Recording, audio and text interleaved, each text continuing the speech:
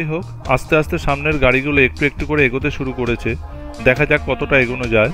Order দিয়েছিলাম chicken দো পেঁয়াজা আর ডাল মাখানি। এখনো পর্যন্ত পাঞ্জাবের ফার্স্ট আর আমাদের এই ট্রিপের 20th টোল প্লাজা। এর মধ্যে আবার হঠাৎ হালকা হালকা বৃষ্টি শুরু হয়ে গেছে। সামনের রাস্তাটা পুরো ভেজা।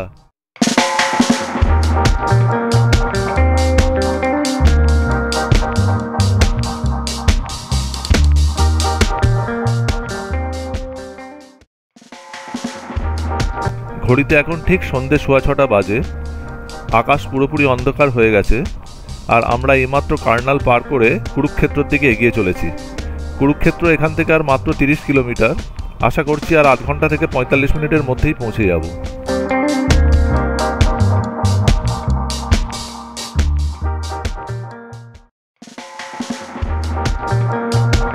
আমরা কুরুক্ষেত্র পার করে অলমোস্ট আম্বালার কাছাকাছি পৌঁছে গেছি। ঘড়িতে এখন 7:30 বাজে। তবে গুগল ম্যাপ অনুযায়ী আম্বালা পৌঁছে আমাদের এই ন্যাশনাল হাইওয়ে 44 ছেড়ে দিতে হবে। হাইওয়েটা কেন জানি না ক্লোজড দেখাচ্ছে। দেখা যাক, আগে গেলে তবেই সত্যি মিথ্যেটা বোঝা যাবে।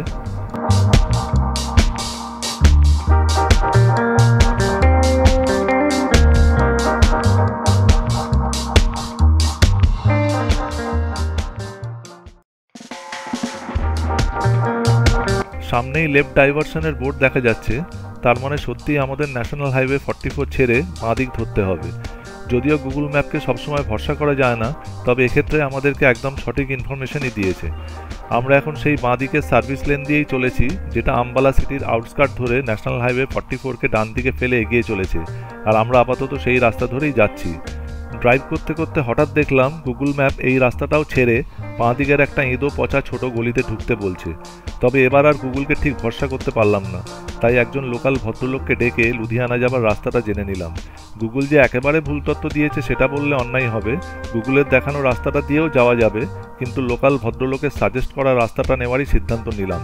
আমরা অ্যাজ ইউজুয়াল যে রাস্তায় ছিলাম সেই রাস্তা ধরেই এগিয়ে চললাম। ভেবেছিলাম রাতটা আম্বালাতেই কাটাবো, কিন্তু এখানে রাস্তার আশেপাশে কোনো স্ট্যান্ডার্ড হোটেলই চোখে পড়ল না।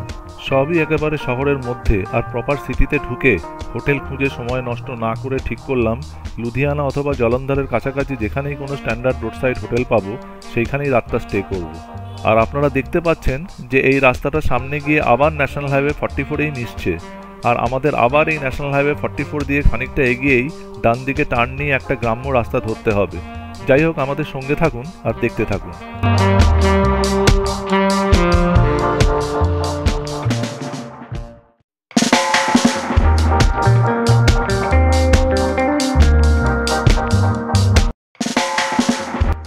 আমরা আম্বালা ছাড়ার সঙ্গে সঙ্গেই হরিয়ানা ছেড়ে পাঞ্জাবে ঢুকে পড়েছি আর ন্যাশনাল হাইওয়ে 44 ছেড়ে ডান দিকে ঘুরে গেছি।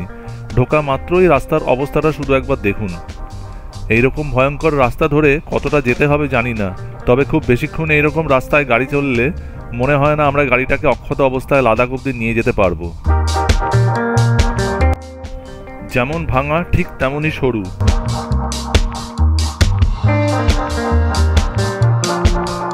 ওপাশ থেকে যে গাড়িটা আসছে সেটাকে সাইড দিতে গিয়ে প্রায় পাশের ক্ষেতে নেমে যেতে হচ্ছিল। কোনো রকমে অল্পের জন্য বেঁচে গেছি, কিন্তু ভাবছি এর থেকেও যদি কোনো বড় গাড়ি আসে তখন কি করব। বেসিক্যালি আমরা এখন পাঞ্জাবের একটা তস্য গ্রামের পথ ধরে চলেছি। রাস্তার দুপাশেই মাঠ জুড়ে চাষবাস হচ্ছে, তবে কিসের চাষ সেটা অন্ধকারে ঠিক বুঝতে পারলাম না। তবে এইরকম একটা পরিস্থিতিতে গুগলই একমাত্র ভরসা। ঠিক ভুল যাই দেখাক না কেন অন্ধের মতো বিশ্বাস করে যেতে হবে, কারণ এছাড়া আমাদের কাছে আর কোনো অপশান নেই। যাই হোক, কোনো রকমে ভগবানের নাম করে চালাচ্ছি, জানি না আগে কি হতে চলেছে।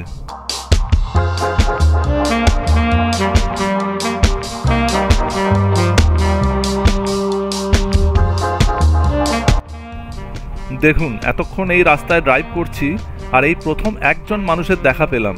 তাহলে বুঝতেই পারছেন কি জায়গা দিয়ে আমরা যাচ্ছি।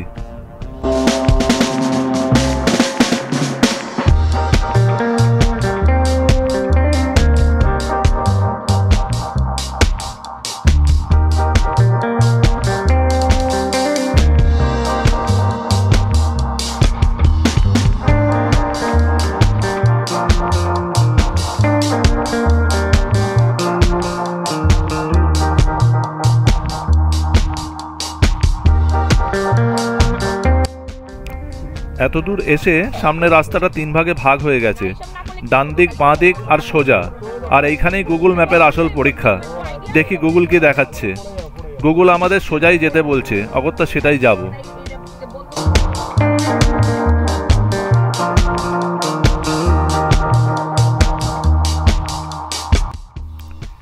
একে তো এরকম জঘন্য একটা সরু রাস্তা, তার উপর দেখুন কি বিশাল সাইজের ট্রাক পরপর এসে চলেছে।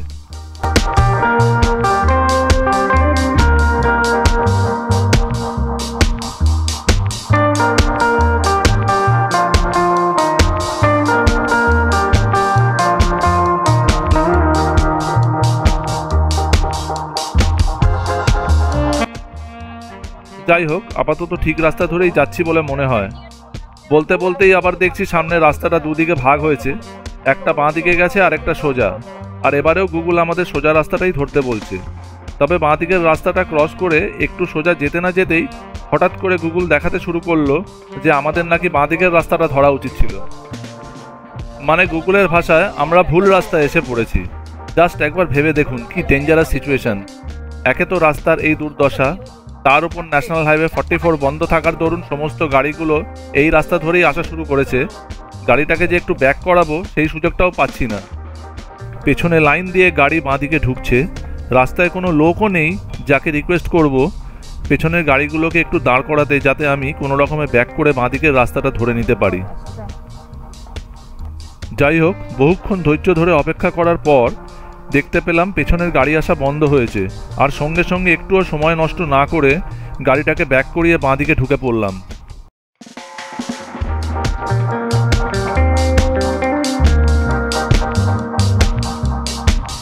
বাঁদিকে টার্ন নিয়ে অনেকটা এগিয়ে এসেছি, আর মনে হচ্ছে আগের রাস্তাটার থেকে এই রাস্তাটা কম্পারেটিভলি একটু চওড়া, কিন্তু কন্ডিশন সেই একই। চতুর্দিকে বিশাল বিশাল গর্ত, আর 90% রাস্তাটাই বিভৎস ভাঙা। তবে একটা জিনিস ভেবে একটু অবাক লাগছিল যে আমরা যখন রাস্তা ভুল করে বাঁদিকের জায়গায় সোজা এগিয়ে গেছিলাম, তখন আমাদের পেছন দিয়ে ঝাঁকে ঝাঁকে গাড়ি বাঁদিকে ঢুকছিল। তাহলে সেই গাড়িগুলো এখন গেল কোথায়? যাই হোক, রাস্তাটা যতই ফাঁকা পাওয়া যায় ততই তাড়াতাড়ি লুধিয়ানা পৌঁছানো যাবে। ব্যাস, বলতে না বলতেই সামনের ট্রাফিকের অবস্থাটা একবার দেখুন। দেখে তো মনে হচ্ছে এই জ্যাম বহুদূর পর্যন্ত এগিয়ে গেছে। আর ঠিক তাই, গুগল ম্যাপেও বহুদূর পর্যন্ত লাল দেখাচ্ছে। এইবার বুঝলাম বাঁদিকের গাড়িগুলো কোথায় গেছিল। সবাই এখানে এসেই লাইন দিয়ে দাঁড়িয়ে আছে। ভগবান জানে কতক্ষণে এখান থেকে নিস্তার পাবো। যাই হোক, আস্তে আস্তে সামনের গাড়িগুলো একটু একটু করে এগোতে শুরু করেছে। দেখা যাক কতটা এগোনো যায়। তবে জ্যামের অবস্থাটা দেখে মনে হচ্ছে বেশি দূর যাওয়া যাবে না, এক্ষুনি আবার দাঁড়িয়ে পড়তে হবে। যথারীতি কথা শেষ করার আগেই আবার আটকে গেলাম।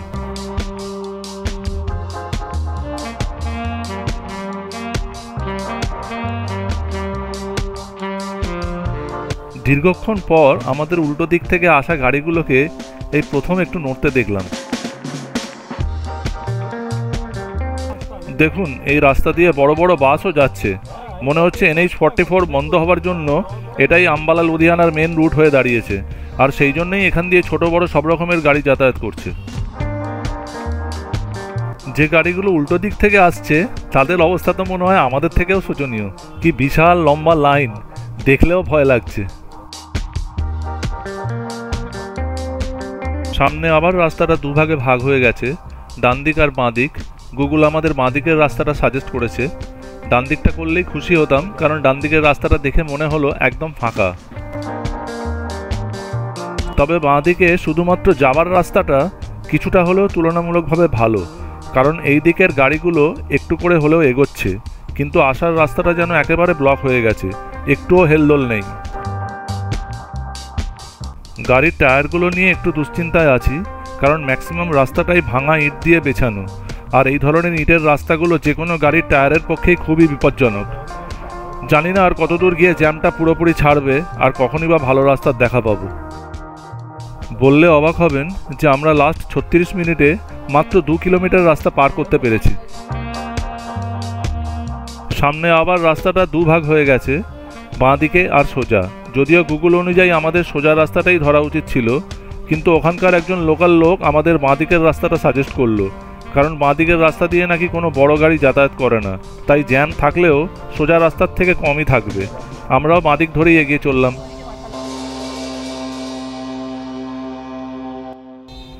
তবে ডান দিক বাঁ দিক সোজা যে রাস্তা দিয়েই যাচ্ছি, রাস্তার কন্ডিশন কিন্তু একই রকম, জঘন্য থেকে জঘন্যতম।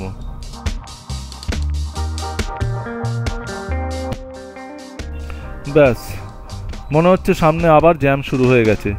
সত্যি এবার খুব বিরক্ত লাগছে। আমরা আম্বালা ক্রস করেছিলাম 8টার কিছু আগে, আর এখন 9:30 বাজে, মাত্র 20 কিলোমিটার মতো ক্রস করতে পেরেছি। মানে এই 20 কিলোমিটার আসতে আমাদের অলমোস্ট 1 ঘন্টা 45 মিনিট সময় লাগলো। আর শুধু তাই নয়, সারা রাস্তাটা জুড়ে ঝাঁকানি খেতে খেতে আমরা আর আমাদের গাড়ির সকলেরই অবস্থা শোচনীয়। এছাড়া পেট্রোলের খরচের কথাটা তো বাদই দিলাম।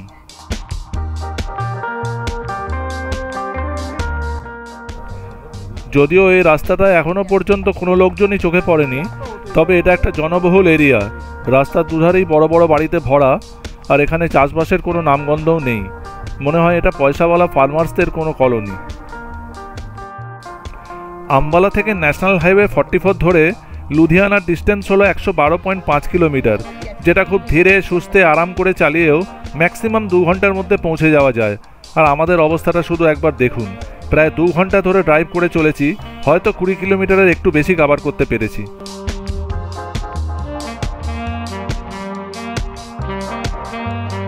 কে জানে এখানে আবার কি হলো। বাঁদিকে বিশাল বড় হাইড্রেন, আর এই ভদ্রলোক কোথা থেকে বেরিয়ে এসে আমাদের কিনা আরও বাঁদিকে চাপতে বলছে। ড্রেনে ফেলে দেওয়ার ইচ্ছে আছে নাকি? কপাল খারাপ থাকলে কি না হয়। যাই হোক, আপনারা সঙ্গে থাকুন আর আমাদের ভালো খারাপ সব রকম অভিজ্ঞতার সাক্ষী হন।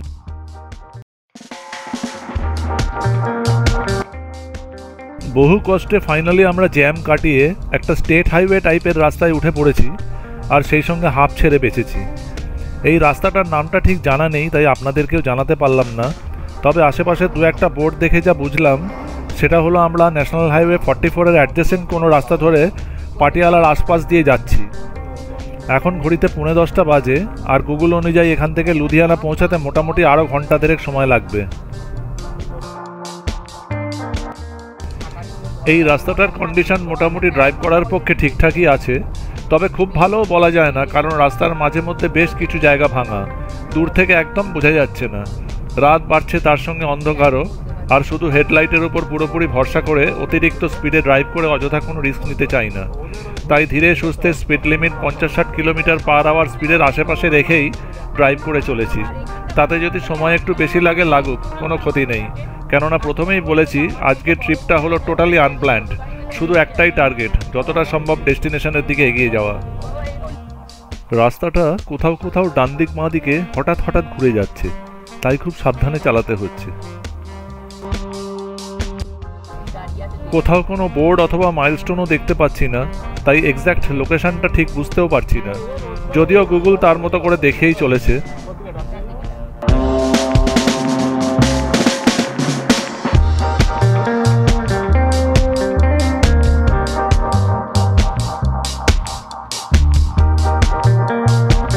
আমরা সামনেই ডান দিকে টার্ন নিয়ে এই রাস্তাটা ছেড়ে আবার একটা নতুন রাস্তা ধরব, কিন্তু আনফর্চুনেটলি এই রাস্তাটার নামও আমাদের ঠিক জানা নেই। এখানে নেটওয়ার্কটাও খুব ডিস্টার্ব করছে, যার জন্য গুগলও ঠিকঠাক দেখাতে পারছে না। তবে গুগলের রিপোর্ট যদি ঠিকঠাক হয়, তাহলে এই রাস্তা ধরে আর এক্স্যাক্ট 6.6 কিলোমিটার গেলেই আমরা আবার ন্যাশনাল হাইওয়ে 44-এ গিয়ে উঠব। এই রাস্তাটাও ঠিক আগের রাস্তাটার মতোই, ভালো খারাপ মিশিয়ে, তবে এটা আগের রাস্তাটার থেকে অনেক বেশি চওড়া। বাইরে বেশ সুন্দর একটা ঠান্ডা ঠান্ডা আবহাওয়া, গরমটা একদমই নেই বললে চলে। না হলে সারাটা সন্ধে ওই গ্রাম্য রাস্তাটায় ধুলো বালি আর কি অসহ্য গরমে কাটিয়েছি, সেটা ভাবলেই গায়ে কাঁটা দিচ্ছে। গাড়িতে পেট্রোল একটু কমের দিকে, তার মধ্যে ওই রকম সাংঘাতিক জ্যাম, তাই গাড়ির এসিটাকেও চালাতে সাহস করিনি। ইচ্ছে আছে জলন্ধরের আশেপাশে কোথাও গাড়ির ট্যাঙ্কটা ফুল করিয়ে নেব। আমরা অলমোস্ট ন্যাশনাল হাইওয়ে 44-এর কাছাকাছি চলে এসেছি, আর মাত্র 2.5 কিলোমিটার। আমরা এইমাত্র আবার ন্যাশনাল হাইওয়ে 44 ধরে নিয়েছি। এখান থেকে লুধিয়ানা এখনও প্রায় 70 কিলোমিটার দূরে, আর আমরা সেই পথেই এগিয়ে চলেছি। ন্যাশনাল হাইওয়ে 44 ধরে আম্বালা থেকে লুধিয়ানার ডিস্টেন্স হলো 112.8 কিলোমিটার, যেটা অতি অনায়াসে 2 ঘন্টায় পৌঁছানো যায়। অথচ সেই একই জায়গায় এই গ্রাম্য রাস্তা ধরে পৌঁছাতে অলমোস্ট 140 কিলোমিটার রাস্তা, মানে 27 কিলোমিটার বেশি ড্রাইভ করতে হচ্ছে, আর সময়ও 2 ঘন্টার জায়গায় প্রায় 3.5 ঘন্টা লেগে যাচ্ছে। সত্যিই খুব দুর্ভাগ্যজনক। যাই হোক, ভীষণ খিদে পেয়েছে, কোনো রোড সাইড ধাবায় দাঁড়িয়ে আপাতত ডিনারটা সেরে ফেলতে হবে। রাত অনেক হয়ে গেছে, আমরা অনেকক্ষণ ধরে এই হোটেল খুঁজছি, কিন্তু এখানে ম্যাক্সিমামই সবই বৈষ্ণব ধাবা, তো এগুলো ভেজ হয়। তো আমরা তো নন ভেজ খুঁজছিলাম বলে খুঁজতে খুঁজতে অনেকটাই রাত হয়ে গেল। এখন বাজে প্রায় 10:40। এখান থেকে লুধিয়ানা আর 40 কিলোমিটার দূরে। তো আমরা ডিনারটা সারার জন্য এখানে এলাম। দেখা যাক টেস্ট কীরকম রান্নার। ডিনার করার জন্য নেমেছি একটা ধাবার সামনে। আমার গাড়ি ওখানে পার্ক করা আছে, আর এই হচ্ছে ধাবাটা।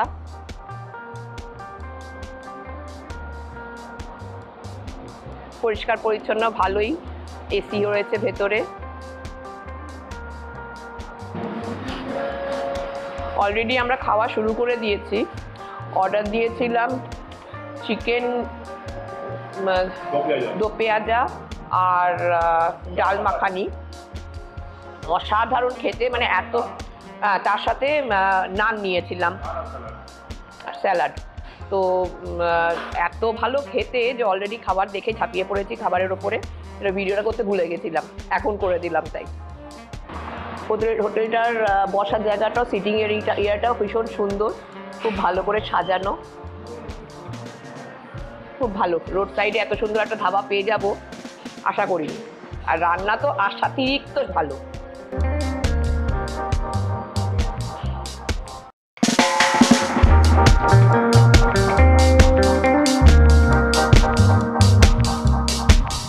আমরা ডিনার শেষ করে মোটামুটি রাত 11:20 নাগাদ আবার গাড়ি স্টার্ট দিয়েছি, আর অলরেডি লুধিয়ানা পার করে ন্যাশনাল হাইওয়ে 44 ধরে ফাগওয়ারার দিকে এগিয়ে চলেছি।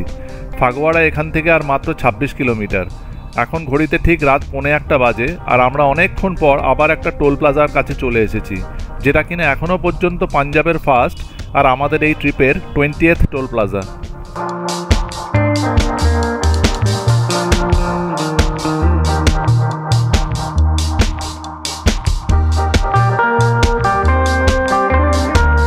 এই টোলটার নাম হলো লাডওয়াল টোল প্লাজা, আর এখান থেকে ফাস্ট্যাগ বাবদ আমাদের থেকে 220 টাকা কেটে নেওয়া হয়েছে।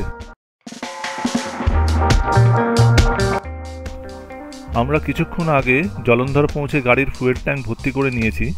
পেট্রোলের দাম নিয়েছে 96 টাকা 75 পয়সা প্রতি লিটার। ভেবেছিলাম জলন্ধরেই বাকি রাতটা কাটিয়ে দেব, কিন্তু ঘড়ির দিকে তাকিয়ে দেখলাম যে তখন রাত 1:25, মানে আর ঘন্টা চারেকের মধ্যেই ভোরের আলো ফুটে যাবে।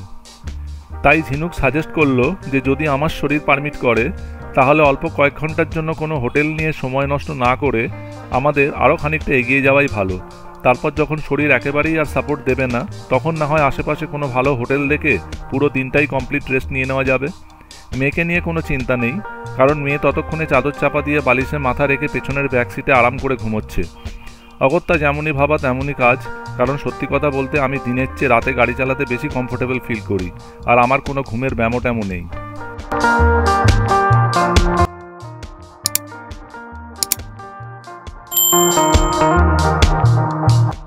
এখন আমরা জলন্ধর থেকে অলরেডি 30 কিলোমিটার এগিয়ে এসেছি, আর এখান থেকে পাঠানকোট প্রায় 83 কিলোমিটার আর জম্মু 197 কিলোমিটার দূরে। তবে আনফর্চুনেটলি জলন্ধর থেকে পেট্রোল নেবার সময় হঠাৎই চোখে পড়ল যে আমাদের গাড়ির এলইডি লাগানো জোরালো ফগ ল্যাম্প দুটো আর জ্বলছে না। সারাটা রাস্তা জুড়ে আজকে সন্ধ্যে থেকে গাড়িটা যা ঝাঁকুনি খেয়েছে, তাতে এরকম অল্প বিস্তর ক্ষতি হওয়াটা খুবই স্বাভাবিক। তবে রাতের বেলায় ঘুটঘুটে অন্ধকারে গাড়ি চালাতে এই ফগ ল্যাম্প দুটো আমাকে খুবই হেল্প করে। যাই হোক, কি আর করা যাবে, সকালের আগে কোনো মেকানিক্সও পাওয়া যাবে না, তাই ফগ ল্যাম্প ছাড়াই ড্রাইভ করতে হচ্ছে। অসুবিধে যে হচ্ছে না সেটা বললে ভুল হবে, কিন্তু একটা কথা না বলে পারছি না যে ন্যাশনাল হাইওয়ে 44-এর এই স্ট্রেচটা পারহ্যাপস জার্নির সবচেয়ে ভালো অংশ। একেবারে নিখুঁত মাখনের মতো রাস্তা, কোথাও এক চুল ভাঙা বা গর্ত নেই, এমনকি কোনো প্যাচওয়ার্কও চোখে পড়ছে না। একে তো মাঝরাত আর চতুর্দিকে মারাত্মক অন্ধকার, তার ওপর আবার গাড়ির ফগ ল্যাম্প দুটোও জ্বলছে না। তা সত্ত্বেও অলমোস্ট 100 থেকে 120 কিলোমিটার স্পিডে ড্রাইভ করে যাচ্ছি। আশা করি রাস্তার কন্ডিশনটা বুঝতেই পারছেন।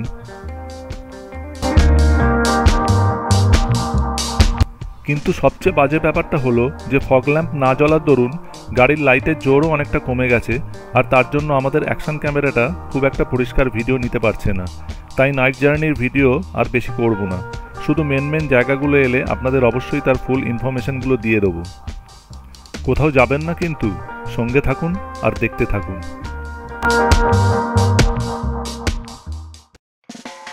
আমরা জলন্ধর থেকে গাড়িতে পেট্রোল ভরে মোটামুটি 1:40 নাগাদ রওনা দিয়েছিলাম, আর ন্যাশনাল হাইওয়ে 44 ধরে 35 কিলোমিটার অ্যাট এ স্ট্রেচ 100 থেকে 120 কিলোমিটার স্পিডে ড্রাইভ করে একটা রোড সাইড ধাবায় দাঁড়িয়েছিলাম। অনেকক্ষণ ধরে একটু চা খুঁজছিলাম, কিন্তু সারা রাস্তায় শুধু এই একটাই দোকান খোলা ছিল। তবে এরাও ঝাঁপ নামাবার প্রস্তুতি নিচ্ছিল। রিকোয়েস্ট করাতে আমাদের জন্য 2 ভার স্পেশাল চা বানিয়ে দিয়েছিল। একেবারে ঘন দুধের চা, দাম নিয়েছিল ভার প্রতি 20 টাকা। তবে চাটাও বানিয়েছিল অসাধারণ, খেয়ে একদম ফুল ফ্রেশ হয়ে গিয়েছিলাম। নাইট ভিডিও করব না বলে এগুলো আর শ্যুট করার প্রয়োজন মনে করিনি। যাই হোক, এখন ঘড়িতে রাত 2:30 বাজে, আর ডেটটাও ইতিমধ্যে পাল্টে 6 থেকে 7 সেপ্টেম্বর হয়ে গেছে। আর সামনেই আবার একটা টোল প্লাজা দেখা যাচ্ছে, যেটা হচ্ছে পাঞ্জাবের সেকেন্ড আর আমাদের এই ট্রিপের 21st টোল প্লাজা।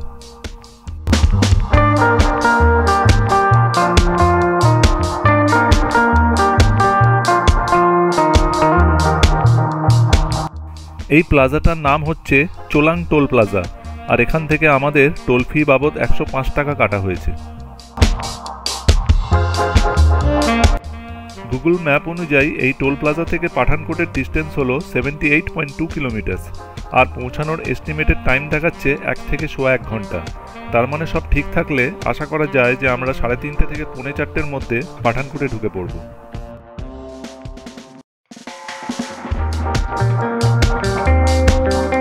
আমরা এখন যে জায়গাটা দিয়ে যাচ্ছি সেখান থেকে পাঠানকোটের ডিস্টেন্স হলো 71 কিলোমিটার, আর জম্মু 161 কিলোমিটার। আর গুগল ম্যাপ অনুযায়ী এখান থেকে আরও 42 কিলোমিটার গেলেই পাঞ্জাবের আরও একটা টোল প্লাজা আসতে চলেছে।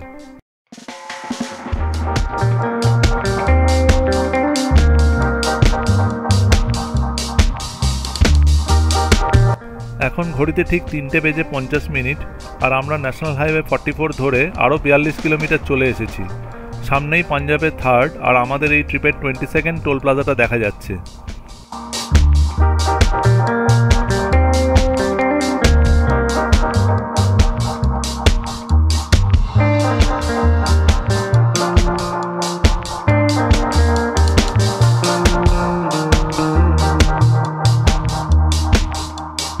এই টোল প্লাজাটার নাম হলো হরসা মনসার টোল প্লাজা, আর এখানে ফাস্ট্যাগ বাবদ আমাদের কাছ থেকে 125 টাকা কেটে নেওয়া হলো।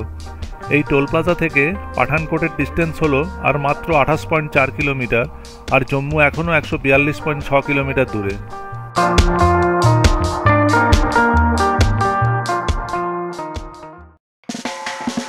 হরসা মনসার টোল প্লাজা থেকে আমরা আরও 40 কিলোমিটার এসে তালওয়ারা নামে একটা ছোট্ট শহরের কাছ দিয়ে চলেছি।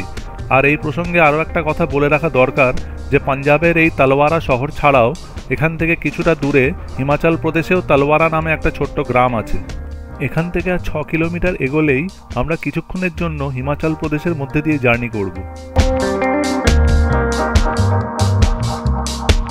আমরা অলমোস্ট 6 কিলোমিটার চলে এসেছি, আর সামনেই হিমাচল প্রদেশে এন্টার করার বোর্ড দেখা যাচ্ছে।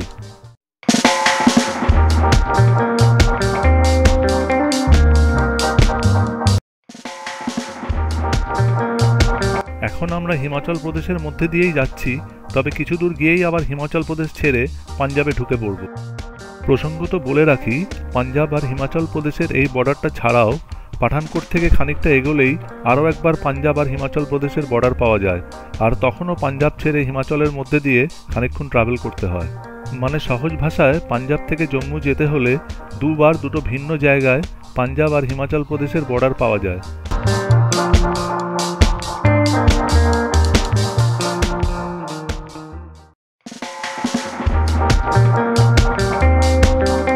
বেশ কিছুক্ষণ হলো আমরা পাঠানকোট পার হয়ে এসেছি, আর হঠাৎই দেখছি সামনের রাস্তাটা এঁকে বেঁকে একটা ছোট পাহাড়ে উঠে গেছে।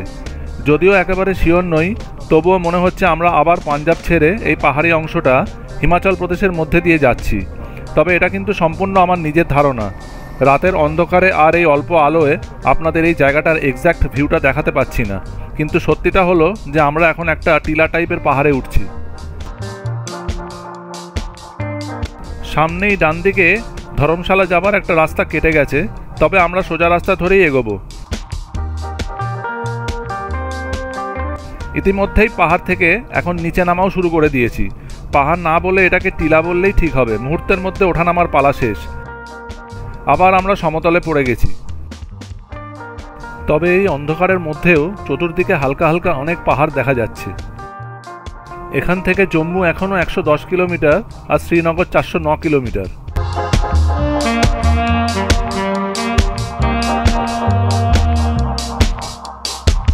কিছু দূর এসেই সামনে জায়গায় জায়গায় রাস্তার মধ্যে পাঞ্জাব পুলিশের ব্যারিকেড দেখতে পাচ্ছি, যার থেকে প্রমাণ হচ্ছে যে আমার ধারণাটা একেবারে ঠিক ছিল।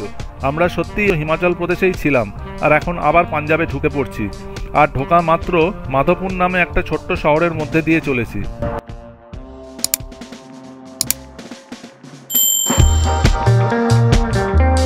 মাধবপুর পার করা মাত্রই সামনে একটা ব্রিজ দেখা যাচ্ছে, যার তলা দিয়ে বয়ে যাচ্ছে রবি নদী। ব্রিজ পার করলেই মনে হয় আমরা জম্মু স্টেটে ঢুকে পড়ব, কারণ গুগল ম্যাপ অনুযায়ী এই ব্রিজটাই পাঞ্জাব আর জম্মু স্টেট দুটোকে কানেক্ট করেছে। আর নিচ দিয়ে বয়ে যাওয়া রবি নদীটাই হলো এই দুটো স্টেটের বর্ডার লাইন।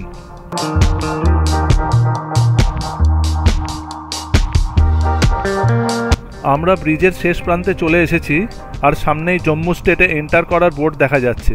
জম্মু সিটি এখান থেকে এখনও 103 কিলোমিটার আর উধমপুর 174 কিলোমিটার দূরে।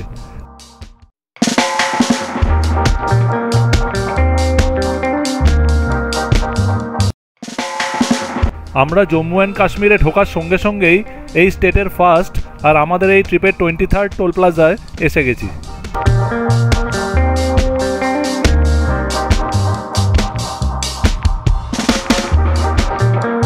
এই টোলটার নাম হলো লাখানপুর টোল প্লাজা আর এখান থেকে আমাদের কাছ থেকে টোল ফি বাবদ 135 টাকা কাটা হলো।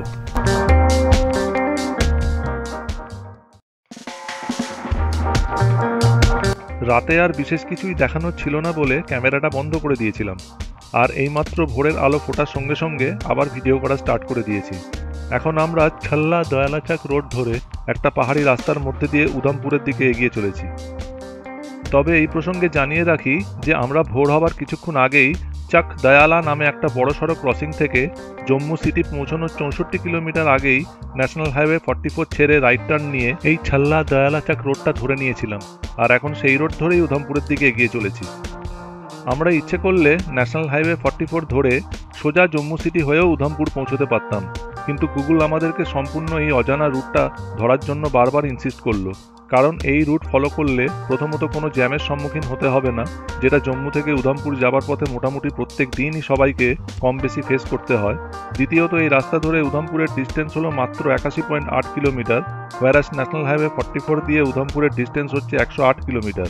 আর তৃতীয়ত গুগল অনুযায়ী এই রাস্তা ধরে উধমপুর পৌঁছতে সময়ও অনেকটা কম লাগবে, তাই আমরা গুগলের ইনসিস্ট করা রাস্তাটাই বেছে নিয়েছি। তবে এটা জানতাম না যে এই রাস্তা ধরে কিছুটা এগোলেই আমরা সমতল ছেড়ে সোজা একটা পাহাড়ে উঠে পড়ব। তবে আপনারা চাইলে ন্যাশনাল হাইওয়ে 44 ধরেও উধমপুর পৌঁছতে পারেন। আপনারা দেখতেই পাচ্ছেন যে এই রাস্তাটায় গাড়ি খুব একটা চলে না, পুরো রাস্তাটাই একদম ফাঁকা, আর রাস্তার কন্ডিশনটাও আপাতত ড্রাইভিংয়ের পক্ষে বেশ ভালোই। সেই 6 তারিখ সকাল 8:20 নাগাদ লখনৌ থেকে বেরিয়েছি, আর এখন 7 তারিখ সকাল 6টা বাজতে চলেছে। মানে অলরেডি টানা 21 ঘন্টা 40 মিনিট ড্রাইভ করে চলেছি। তার ওপর কাল সন্ধ্যায় গ্রামের ওই বিভৎস এক্সপিরিয়েন্স, সব মিলিয়ে ভীষণ টায়ার্ড লাগছে। এই মুহূর্তে গাড়ি চালাতে খুবই বিরক্ত লাগছে, কিন্তু কিছুই করার নেই, কারণ কাল রাতে আমি আর ঝিনুক মিলে অনেক ভাবনা চিন্তা করে ডিসাইড করেছিলাম যে আমরা আজকে বানিহালে একটা হোটেল নেব। আর তখনই গুগল সার্চ করে জেকেডিডিসির ম্যাপেল নামে একটা হোটেল অনলাইনে বুক করে রেখেছিলাম। আপনারা হয়তো অনেকেই জানেন যে বানিহাল একটা খুবই কনজেস্টেড শহর, আর সেখানে অনেক ভালো ভালো হোটেল থাকলেও কার পার্কিং ফেসিলিটি কোথাও সেরকমভাবে নেই। কিন্তু হোটেল ম্যাপেল যেহেতু জম্মু অ্যান্ড কাশ্মীর ট্যুরিজম ডেভেলপমেন্টের নিজস্ব প্রপার্টি, সেই জন্য এতে বড়সড় একটা কার পার্কিং স্লট আছে। আর এছাড়াও এই হোটেলটার লোকেশনও একদম মেন রোডের পাশেই। তাই সমস্ত কষ্ট উপেক্ষা করে বানিহালকে টার্গেট করেই এগিয়ে যাচ্ছি।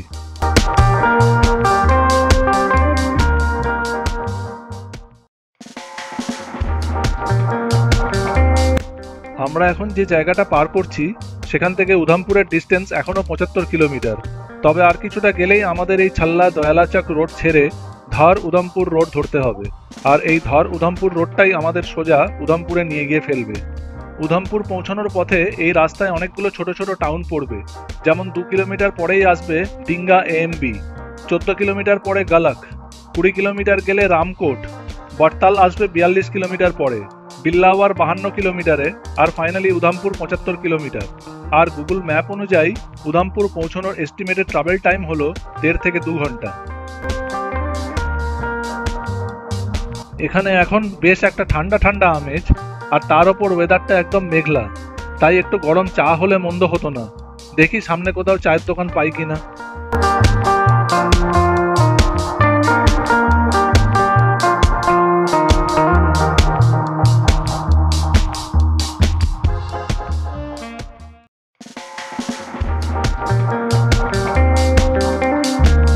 সামনেই রাস্তাটা দুভাগে ভাগ হয়ে গেছে, ডান দিক ধরে বেরিয়ে গেছে ছাল্লা দয়ালাচাক রোডটা, আর আমরা এবার সেটাকে ছেড়ে দিয়ে সোজা ধর উধমপুর রোডটা ধরে নেব।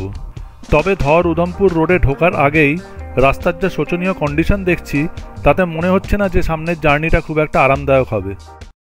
পুরো পাহাড়টার ভিডিও দেখানোটা সম্ভব নয়, তবে ভালো মন্দ মিশিয়ে কিছু কিছু বিশেষ অংশগুলোর ক্লিপিংস আপনাদের সামনে তুলে ধরছি।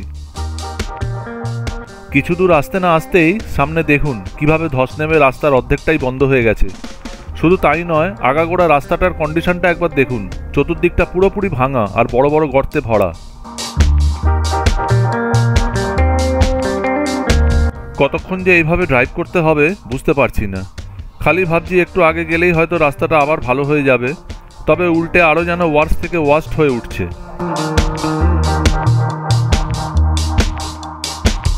রাস্তার খারাপ কন্ডিশনটা যেন কিছুতেই কাটিয়ে উঠতে পারছি না। দেখা যাক আর কতক্ষণ এইভাবেই চলতে থাকে। আমরা এখন পাহাড়ের অনেকটা উপরে উঠে এসেছি, আর তুলনামূলকভাবে রাস্তার কন্ডিশনটাও অনেকটা সুধরেছে। প্রথমে ভেবেছিলাম যে এটা বোধহয় সাধারণ কোনো ছোটোখাটো পাহাড়, কিন্তু যত এগোচ্ছি ততই ওপরের দিকে উঠছি।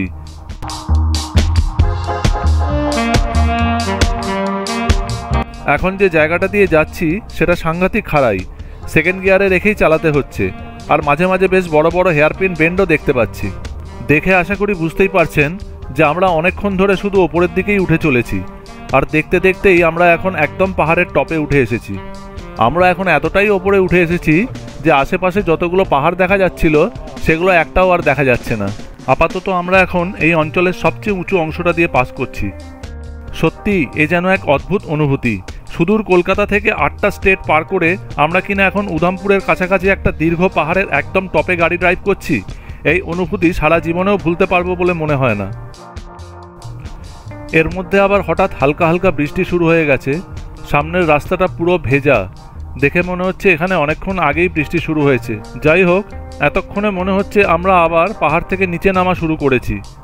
এখানকার সিনিক বিউটিটাও অসাধারণ। চারিদিকের দৃশ্যটা যে কি অপূর্ব বলে বোঝাতে পারবো না। আমরা এখন কাঠুয়া ডিস্ট্রিক্টের ভিতর রামকোট নামে একটা ছোট্ট টাউনের মধ্যে দিয়ে ড্রাইভ করছি, আর এখান থেকে উধমপুরের ডিস্টেন্স হলো 55 কিলোমিটার। এইমাত্র আমরা উধমপুর ডিস্ট্রিক্টে এন্টার করলাম, আর ঢোকা মাত্রই আশেপাশের পরিবেশটা একবার দেখুন। সত্যি ভারতবর্ষে এরকম কত অজানা জায়গা আছে যার প্রকৃত সৌন্দর্য ভাষায় প্রকাশ করা সম্ভব নয়। যাই হোক, গুগল অনুযায়ী এখান থেকে আমাদের বানিহাল পৌঁছাতে আরও 3.5 ঘন্টা সময় লাগবে।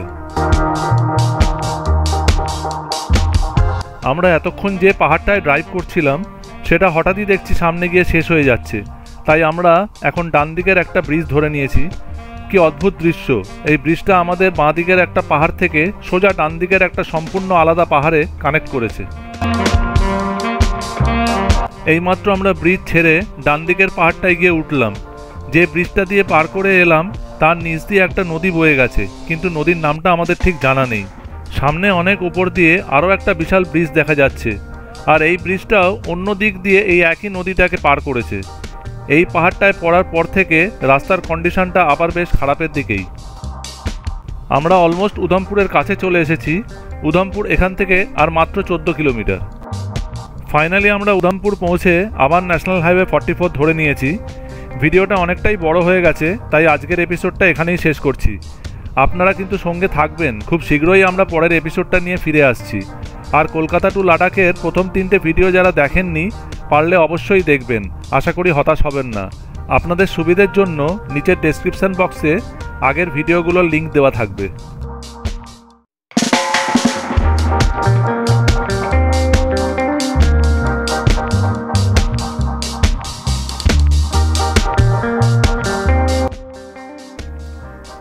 নেক্সট এপিসোডে বানিহালের Jammu and Kashmir tourism development কর্পোরেশনের হোটেল ম্যাপেলে পৌঁছে আমাদের যে কি সাংঘাতিক পরিস্থিতির সম্মুখীন হতে হয়েছিল সেই অভিজ্ঞতাটাই তোমাদের সাথে শেয়ার করব।